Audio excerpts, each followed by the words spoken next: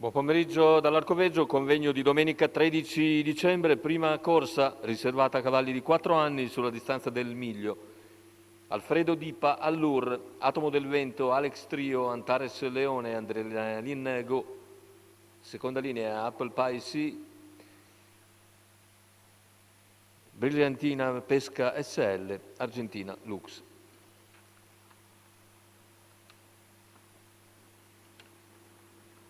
Favori per Argentina Lux numero 9, Maurizio Cheli a 1,85 a quota fissa, ora il totalizzatore è favorito però Antares Leone. Macchina che accelera, partiti in questo momento con tentativo di Atomo del Vento di assumere il comando contro Allur che difende la posizione alla corda. Atomo del Vento rimane all'esterno, mentre ha colto ottima partenza Argentina Lux, che è subito in seconda posizione in corda.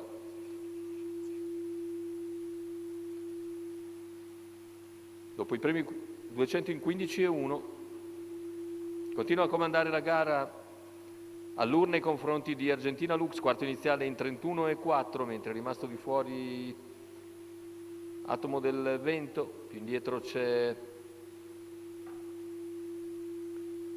Antares Leone che avanza, si è sistemata la corda invece Atomo del Vento, mentre in quarta posizione c'è Apple Pie C, 47,6 passaggio ai 600. Situazione che non cambia tatticamente con ora la mossa anche di Alfredo Dipa che va a prendere direttamente la schiena di Numero Antares 4, Leone, Alex mentre Trio Argentina Lux squalificato. anticipa tutti, va sul leader.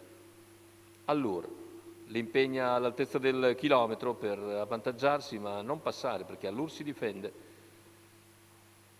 e rientra l'avversaria che però insiste ancora nella sua offensiva, passa a 500 dalla conclusione, Allur in seconda posizione ma in difficoltà, ora avanza anche Alfredo Dipa insieme ad Antares Leone, 400 finali, parziale in 15, 1,33, 1 i 3/4 di miglio, cerca di avvicinarsi Alfredo Dipa con all'interno Antares Leone e altri più dietro, cappeggiati da Atomo del Vento, poi Apple Pie C, retta d'arrivo con Argentina Lux in testa, Argentina Lux a 100 dalla conclusione, controlla la situazione e viene a concludere netta vincitrice Argentina Lux nei confronti di Antares Leone e Alfredo Dipa al quarto. Atomo del Vento 1,17,2,31 a chiudere, bella affermazione per Argentina Lux che conferma il suo ottimo momento di forma.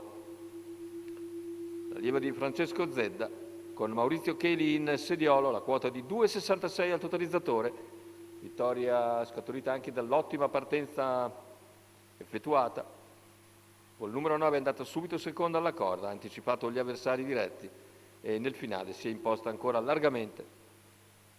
9-5-1 l'arrivo della prima Arcoveggio.